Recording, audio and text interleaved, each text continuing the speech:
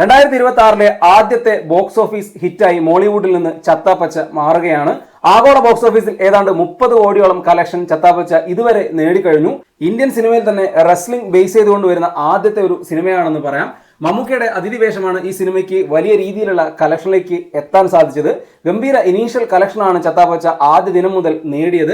മമ്മൂക്കയുടെ അതിഥിവേഷത്തെക്കുറിച്ച് സമ്മിശ്ര പ്രതികരണമാണെങ്കിലും സിനിമയെക്കുറിച്ച് നല്ല പ്രതികരണം തന്നെയാണ് ഭൂരിഭാഗവും ലഭിച്ചുകൊണ്ടിരിക്കുന്നത്. 2026 മോളിവുഡിലെ ആദ്യത്തെ ഹിറ്റ് ചത്താപ്പച്ച സ്വന്തമാക്കി കഴിഞ്ഞു. 50 കോടി ക്ലബിലേക്ക് ഈ സിനിമ സഞ്ചരിക്കുമോ എന്നുള്ളത് കാത്തിരുന്ന് കാണേണ്ട കാര്യമാണ്. റിപ്പബ്ലിക് ഡേ വീക്കെൻഡ് വന്നിരുന്നത് കൊണ്ട് തന്നെ വലിയ രീതിയിലുള്ള കളക്ഷൻ നേടാൻ അത് സഹായകമായിട്ടുണ്ട്. മലയാളത്തിൽ നിന്ന് ഇനി വരാനിരിക്കുന്ന സിനിമകളെല്ലാം വലിയ രീതിയിലുള്ള പ്രതീക്ഷയുള്ളതാണ്. നാളെ വലതുവശത്തെ കള്ളൻ റിലീസാവുകയാണ്. ബിജു മേനോനും ജോർജ് ജോർജും ഭാഗമാവുന്ന സിനിമ സംവിധാനം ചെയ്യുന്നത് ജീത്തു ജോസഫാണ്.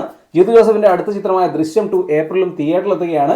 2026 ബോക്സ് ഓഫീസ് കുതിപ്പിന് മോളിവുഡ് ചത്താപ്പച്ചയിലൂടെ തുടക്കമിട്ടു എന്ന് തന്നെ പറയാം. നിവിൻ പോളിയുടെ ബേബികൾ പരാജയമായെങ്കിലും ചത്താപ്പച്ചയുടെ ഗംഭീര വിജയം ജനുവരിയിൽ നല്ല തുടക്കം തന്നെയാണ് മോളിവുഡിന് നൽകിയിരിക്കുന്നത്.